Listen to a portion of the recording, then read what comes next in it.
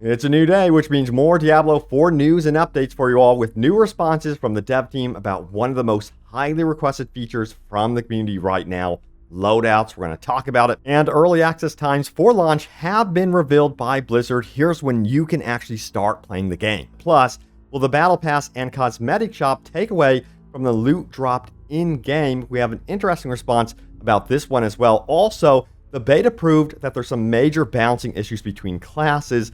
We'll dissect why this could be based on what appears to be Diablo 4's volatile development.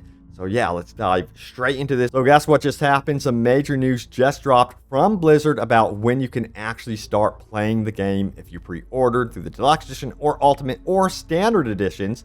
So check it out. I'm going to further break this down in more detail. Says, oops, I was wrong. Early access for Deluxe and Ultimate pre-orders in the US is Thursday 6/1 at 4 p.m., 6/2 at 12 a.m. and so on and so forth. But we need to break this down better. We need actual time zones and this to be a little bit more structured for you all. So here this is right here. Check it out. You can pause the screen. You can see the North America early access times for, of course, the Deluxe and Ultimate editions.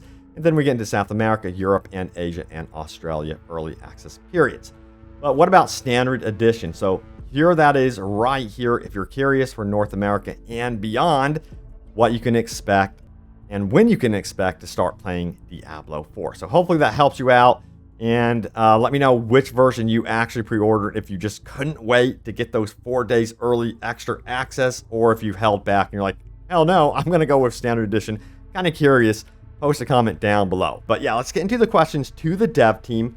First one to Rod Ferguson himself. It says this: are we going to have the armory to save our loadouts? That would be valuable to flip between builds and gears. The respec feature is normal to have, but should be a way to experiment with new builds. I wouldn't want to create 4 wizards so each can use one build. Great point. As we know right now, we really want this feature. It was in, of course, Diablo 3. As you can see right here, you have the option of like a Firebird loadout that you can load up, very quickly, and you had 5 different options that you can flip between based on the scenario. Now, the official response from Rod Ferguson is this right here: not at launch. It is not an outright no.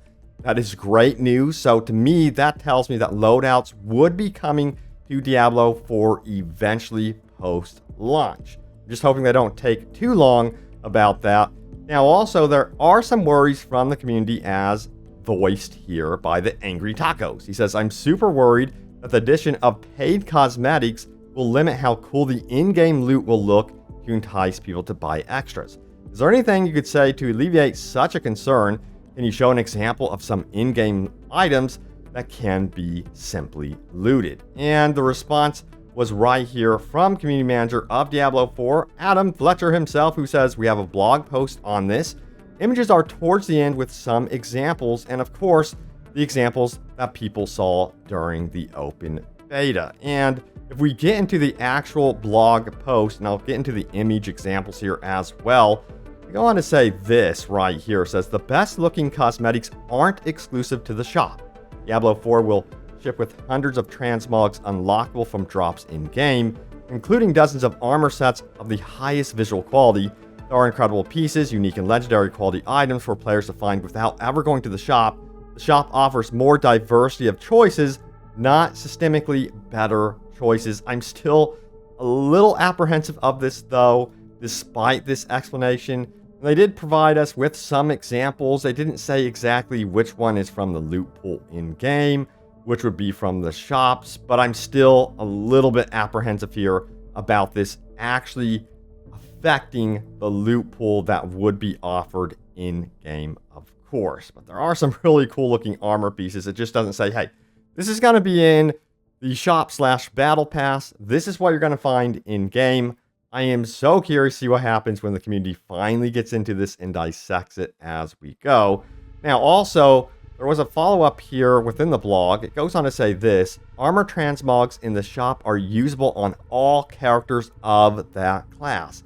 Many of the cosmetics in the shop are class-specific fantasies, which wouldn't necessarily make sense visually on other classes. Once you unlock a cosmetic from the shop for a given class, you can use it on every character of that class on your account. There are special cosmetic exclusives to the Battle Pass, which celebrate the theme of the season and look similar across all classes. So it is good to know. I will say that it is pretty much account wide when it comes to your classes. So you go in, you buy whatever you want in terms of cosmetics, and you know, hey, I can use that on all of the rogues that I've created within my account, which is cool. It's just that it is going to be class specific.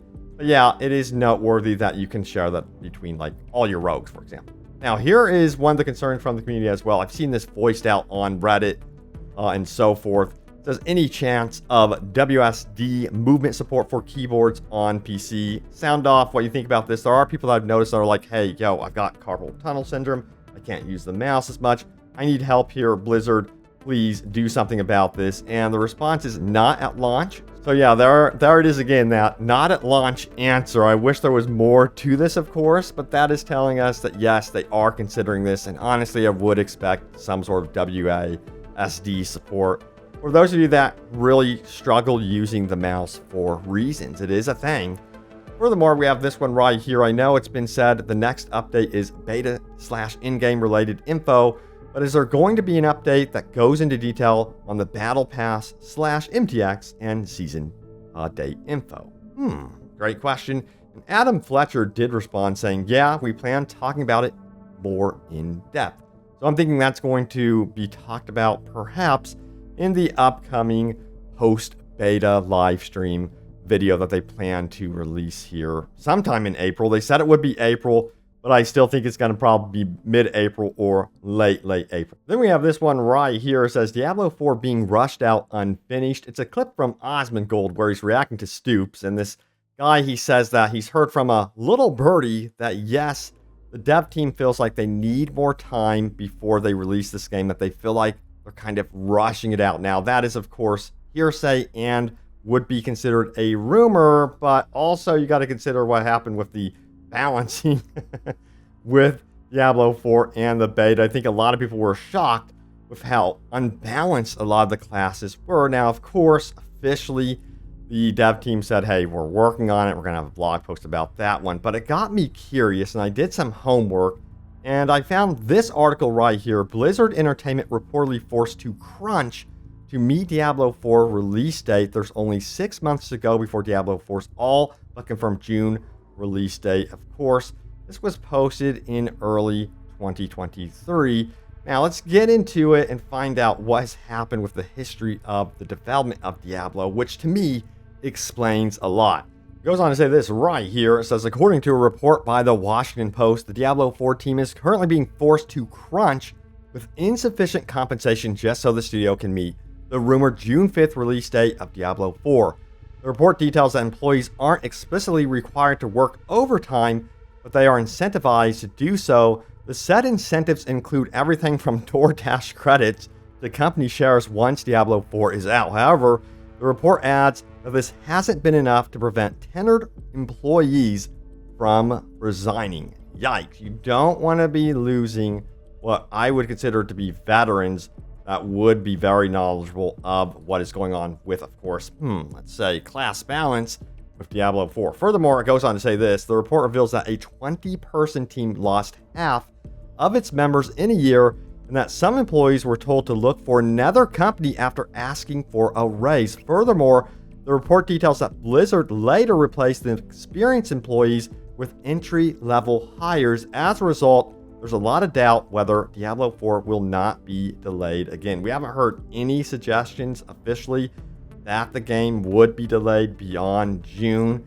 but we'll see how overwhelmed they are by the reports from the beta, by the feedback from the community. But yeah, I am very curious to see where this story goes. But also on the flip side, you have to remember that Activision, they're thinking ahead. They're thinking into December, into the holidays. And what's going to be rolling around during that time is the big game of this year, Starfield. I know for a fact they want to get ahead of that, and they are pushing their team most likely to get the work done. All right, so let's go ahead and get into your top comments. Remember, leave a comment down below. It could end up right here in a future video. So let's do this. My most recent video was this one right here. It says Diablo 4. It's confirmed. Dev team's official response. Big features found. All new updates. Check it out on the channel if you did miss it. So let's get into the first response, shall we? Mark Ursley says this. Honestly, the one thing I really want them to add is more chat window options. As a former WoW player, being able to move it, resize it, change font size, and even make new tabs with only specific things in it.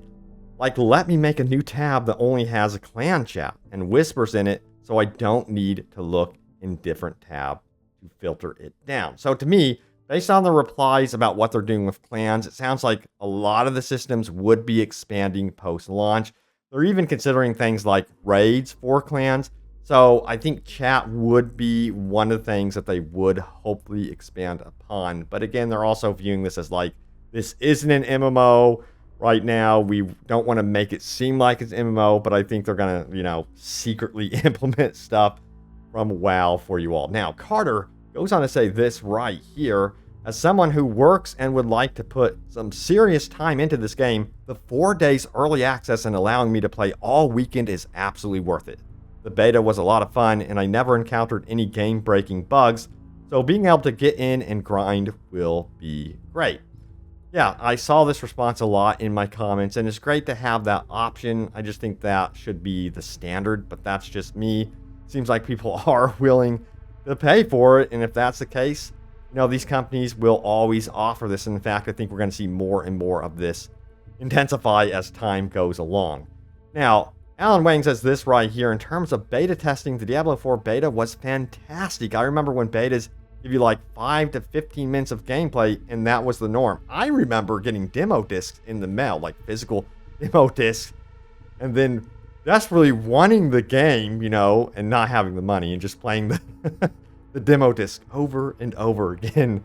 That's what me and my twin bro did, and those were the days, let me tell you what. But yes, you're absolutely right. Betas have expanded so much. It was pretty incredible with the width and breadth of content that was actually available during this beta. It kind of blew me away. I was like, this is like an entire experience. What is going on here? But yeah, which is telling it how big the actual game will be. So that bit does get me a little bit excited. Just a little bit. But yeah, thank you all so much for watching. Stay tuned here for more Diablo 4 news and updates and open world gaming goodness. Thanks for watching, and I will see you all next time. Take care.